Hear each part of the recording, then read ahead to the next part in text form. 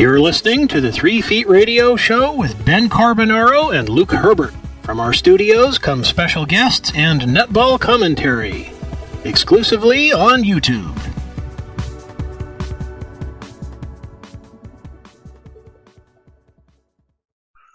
Good morning, listeners, and it's a pretty exciting time with ANZ Championship Finals in full swing. We're going to preview Week 2, and we're also going to look back on Week 1 of the finals as well. And joining me in the studio today is Luke Herbert. G'day, Luke.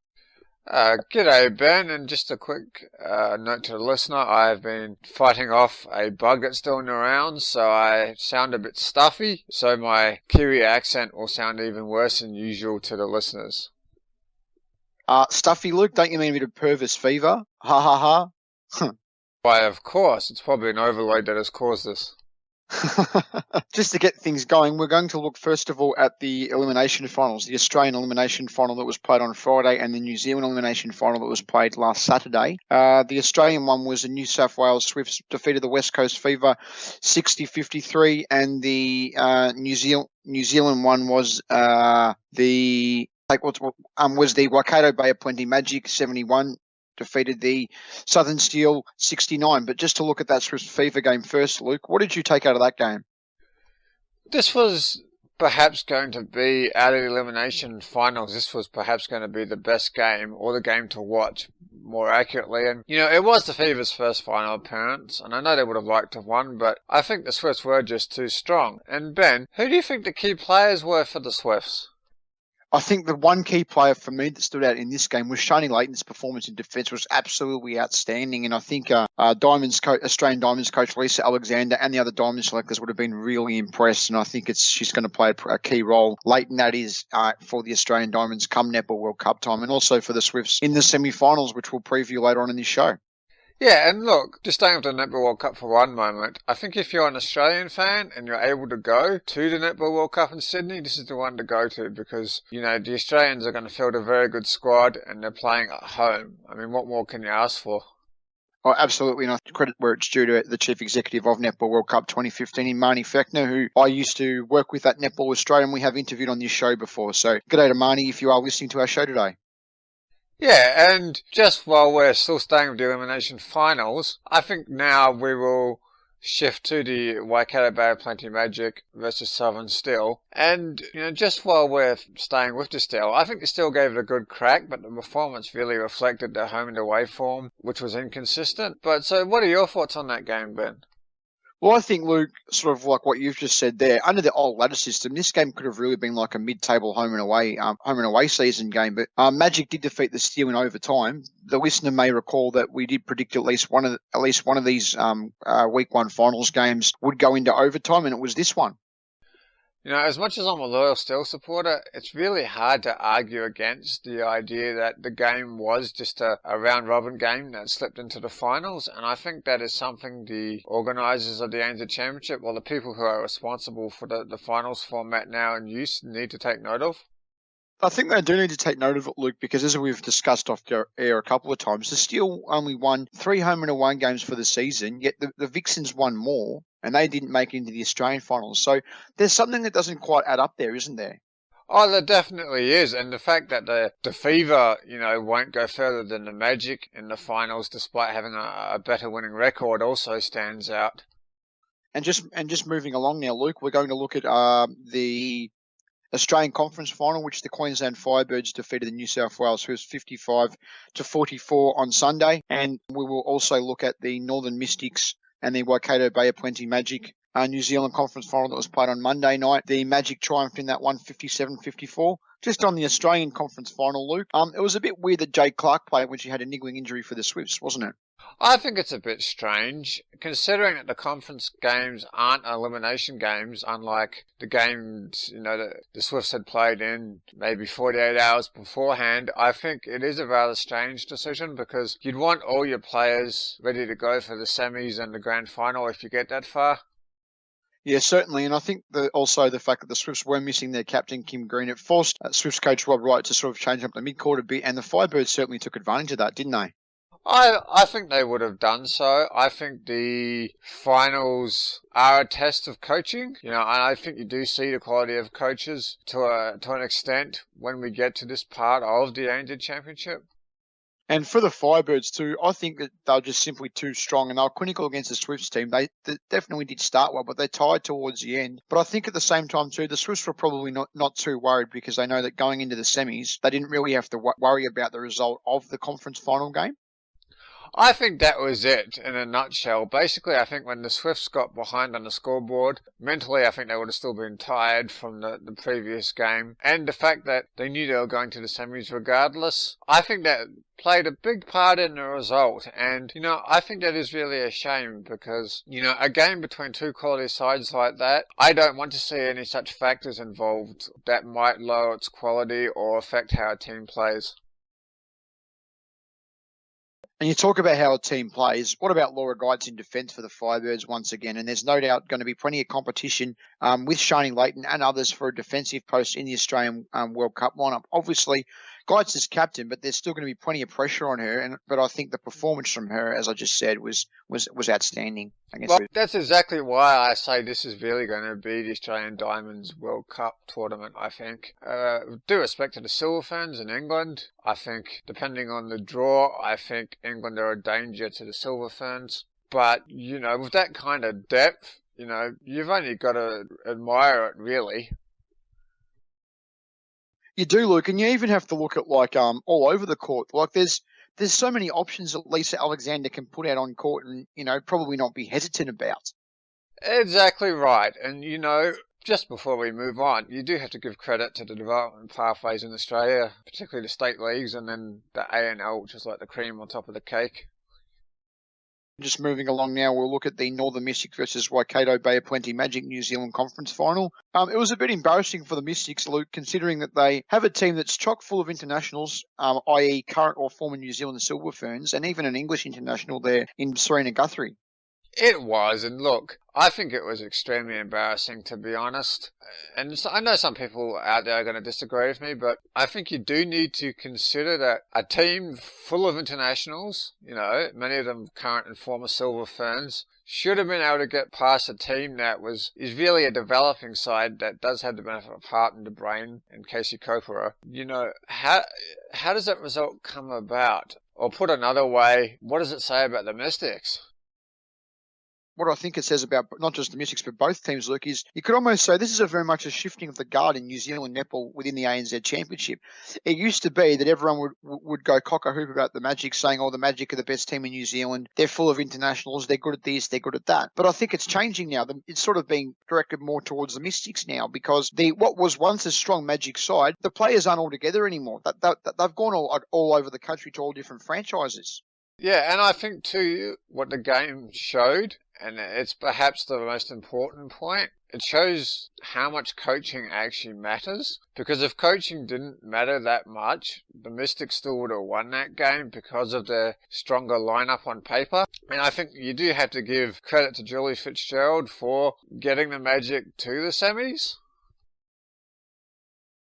Yes, Luke, I totally agree with that. I'm just trying to toe a pale line here, but I agree with that. And I think Julie being in New Zealand, especially this year, has been great for younger players, the likes of a Sinclair, etc., that we've mentioned in previous shows, because there's going to be quite a few of those younger players in the Magic lineup that will no doubt will be in contention for New Zealand A later in the year too. Yeah, some people will argue they're in contention for the Silver Ferns squad, and my suspicion is that I think they need another year or two under their belt in the ANZ Championship before they become fully fledged Silver Ferns, just to develop skills and get a bit more experience under their belt. I think if we had development pathways that were more aligned to that of Australia's, I think you would see them being ready for the Silver Ferns this year, but there are just certain realities that we have to face in New Zealand netball at the top level. Also interesting too, Luke, to note that Silver Ferns coach Wai Tamanamu was in the crowd watching. No doubt she would have been taking her notes for herself and her selectors leading into the Netball World Cup. Yeah, it would be very interesting to know what her more private thoughts were that she isn't willing to share publicly because, I don't think she would have had a bias towards either team, but you'd have to think she was hoping the Mystics would win given the lineup they have that we've just mentioned. one good thing she probably would have noticed and would have taken down in her notes was the performance of Casey Kopua. She led from the front in what was her first full game back from injury, considering she had played half games here and there in round 13 and round 14 of the home and away season on her way back from injury. Yes, and I think while Leanna de Bruin has been a great captain all season, I do think the presence of Casey out on court may have lifted her team a bit, particularly the youngsters, who are not really playing in their first finals series, but they're playing a bit of a pressure cooker. You could say pressure cooker, and you say pressure cooker too. Sometimes you probably could say that, although as much as they wouldn't want to admit it, the pressure cooker atmosphere might get a bit to the umpires as well. The Mystics were heavily penalised, and it shows that across the history of the ANZ Championship, there's always been contentious issues regarding rule interpretations on both sides of the Tasman. And also, as you have previously suggested, Luke, it also suggests and probably proves that a review of the umpiring pathway within New Zealand is definitely required. We've needed this for the last 7 years. The same with player and coaching development pathways. That's been needed improvements for the last 7 years, and absolutely nothing has occurred. But just staying with umpiring, I think, there's a desperate need for better pathways in New Zealand and a review of the interpretations of the rules, because there was an incident in the game where Maria Tutoya was shoved in the back by a Magic player and was then penalised for breaking. It's similar to what happened last season when the Mystics beat the Tactic narrowly in Christchurch and they pushed one of the Tactic players offside, and I think it was Keisha Grant from memory who was penalised. To my mind, in that situation, you should penalise the player who shoved a player. A bit like an AFL, if you push someone in the back, it's a free kick. Yes. But currently that's not the case, and I think it's not really the umpire's fault, but I can fully understand the frustration and perhaps even anger of fans because it's been going on for so long now. Yeah, it's true, and it's interesting too. Like, g'day to Netball Download, everyone on there. If you are listening to our show today, on that group in particular, they're always complaining about umpiring or talking about umpiring. What's been really interesting though is that we've never really seen any sort of public statements come out from Netball New Zealand saying about the umpiring, admitting mistakes or whatever. And by the way, g'day to our friends at Netball New Zealand. G'day to Kerry Manders, who is very good to our show and helps our show a lot. We're not trying to bag you how you guys run umpiring. We're just more talking about the actual technical side of umpiring, aren't we, Luke? We are, and I'd like to say hello to Kerry Manders too, because she's given such great support to the show. I hope you're doing well. And we're not trashing individual umpires here. No, we're not. And I don't really want to single out any individual umpires here, but there certainly is a need for Netball New Zealand to display some leadership on this issue, because the game has outgrown, I think, the current interpretations that umpires use of the rules. You don't necessarily have to rip up the rulebook entirely. I mean, there's probably a few changes you can make here and there, which we have discussed on this program, but I think that just about brings us to the semi-finals. So, speaking of the first semi-final, that's the Queensland Firebirds versus the Northern Mystics, who do you think the key players are for the Firebirds? I'm going to bring up the name again, and it might sound like I'm being biased, listeners, because she is my favourite player and has been netball since the 2005 World Youth Cup in America. That's Laura Geitz in defence. Just her leadership and her on-court presence in defence is always very, very strong. And, of course, the Firebirds season hasn't been as noteworthy as when they went through the entire 2011 season completely undefeated, including finals. But the Firebirds are one of those teams, Luke, I think you were saying off air earlier this morning when we were planning for this show, was that they've very much gone under the radar this year. Oh, they have, and I think that's helped them a lot. They haven't necessarily had the media scrutiny or media attention that the Fever have gotten. And look, they are going to be a very tough side to beat. And in your defence, no pun intended, I would suggest that Geitz is a key player for the Firebirds as well, because she will generate the turnovers. And because the Firebirds are such a quality side, once they get the turnovers, they score at the other end. Also, let's not forget Claire McMiniman in defence for the Firebirds, Kim Reviewing in the midcourt, absolute gun, very quick, bullet passer. Verity Simmons as well, who has had an injury-interrupted season after I think it was her wrist she broke. And, of course, we can't forget the Jamaican shooting machine in Ramona Aiken. Any side that comes up against the Firebirds always has a tough time of trying to contain Aiken, whether it's the defenders or whether it's even the midcourt trying to slow down how quickly the ball goes into Aiken. Yes, the Firebirds are genuinely strong across all three areas of the court, and even for a side on paper that has the quality of the Mystics, that is going to be one tough assignment. I mean, the Firebirds have the benefit of a home crowd as well, which, you'd have to think is probably worth 3 goals.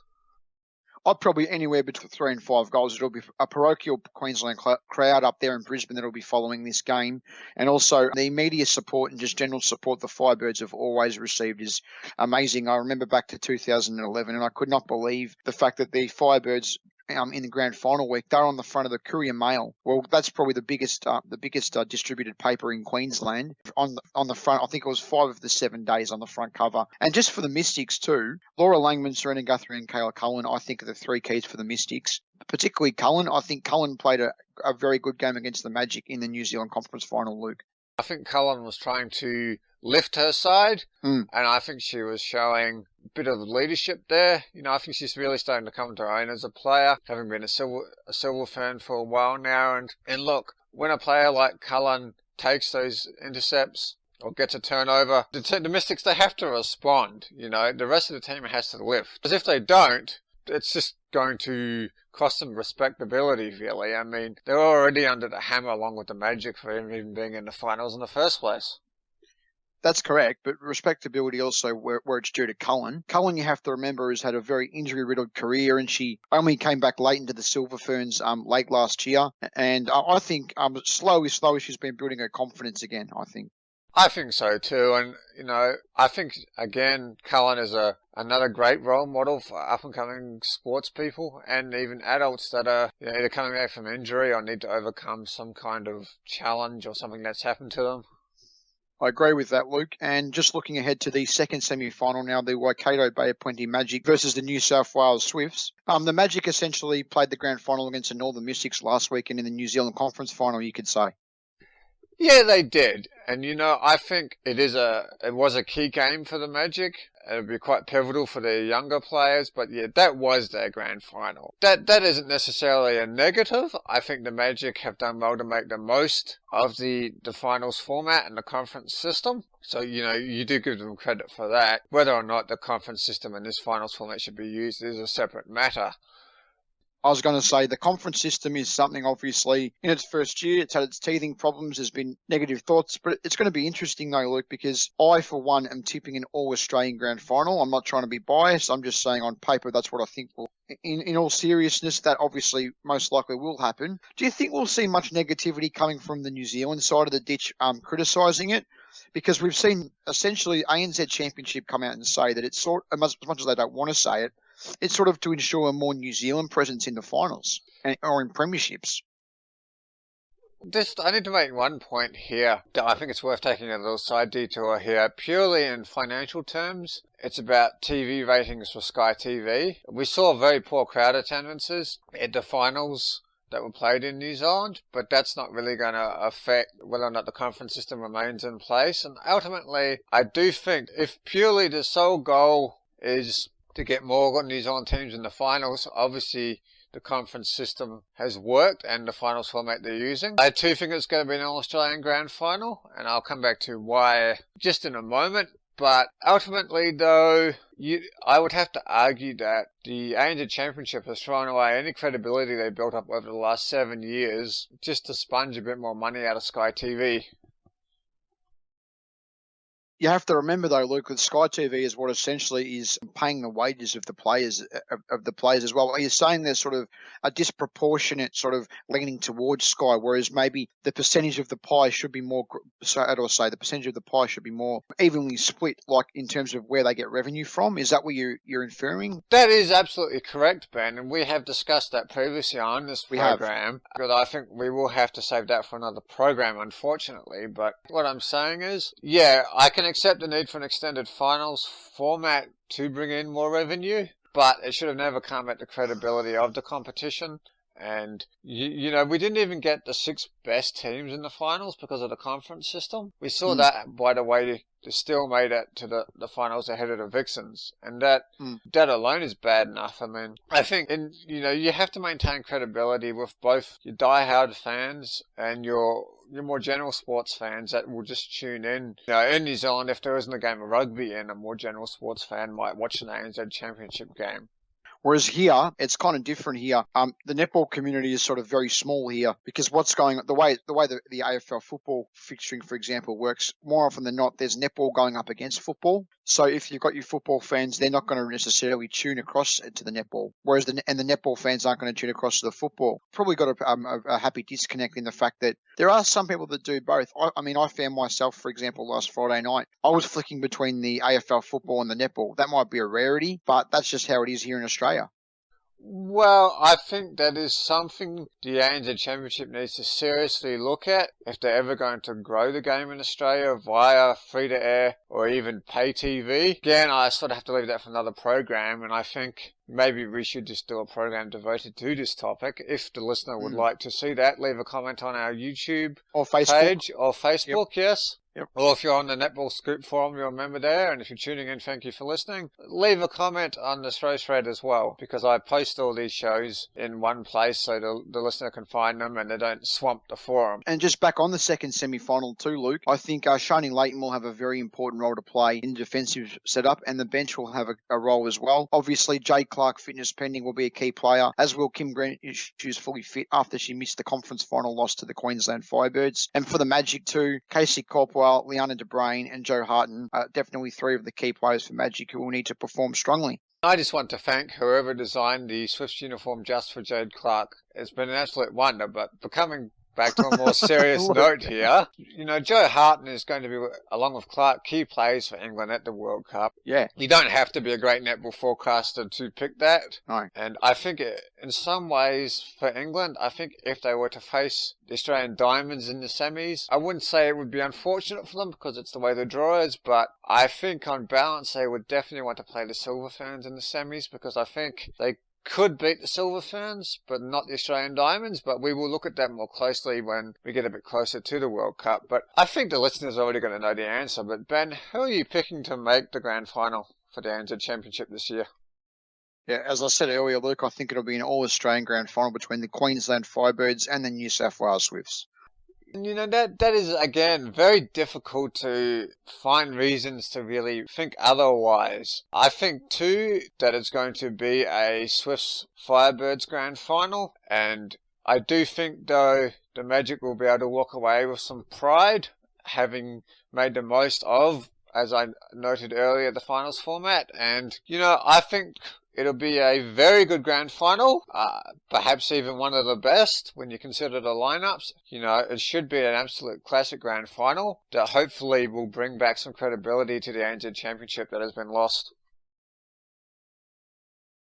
I can't dispute or question any of what you just said, Luke. That was super. But just before we go, and just to add a bit of interest to the listener, since we have a bit of a consensus on the grand final, if there was to be an upset in the semis, and I'm throwing you under the bus here, you know, that's for the benefit of the listener, which side do you think would pull off the upset in the semis? Tough one, Luke. As you said, you've just thrown me under a bus here. I reckon maybe the Magic beating the Swifts. I say that because the Swifts sort of had a bit of an a bit of an up and down halfway through the year, didn't they? And then they sort of hit their straps once again at the business end of the season. And I think we previously discussed that last week too, Luke. That would be my conclusion as well. I think on paper you would pick the Mystics, but given their error rate against the Magic, I think, I'm just not quite sure they're in a position to pull off an upset. So no. I think if there's a side that is going to pull off the upset, it'll be under Julie Fitzgerald's coaching, and the Magic will have basically pulled up an historic result considering where they would have finished on the old ladder. That's certainly a good point and a good thinking point, no doubt, for the listener leading into the week 2 of the ANZ Championship Finals. Thanks very much for joining me, Luke, and we will be back next week to no doubt preview what will be an exciting ANZ Championship Grand Final. You've been listening to the 3 Feet Radio Show with Ben Carbonaro and Luke Herbert. Tune in next time for more special guests and netball commentary exclusively on YouTube.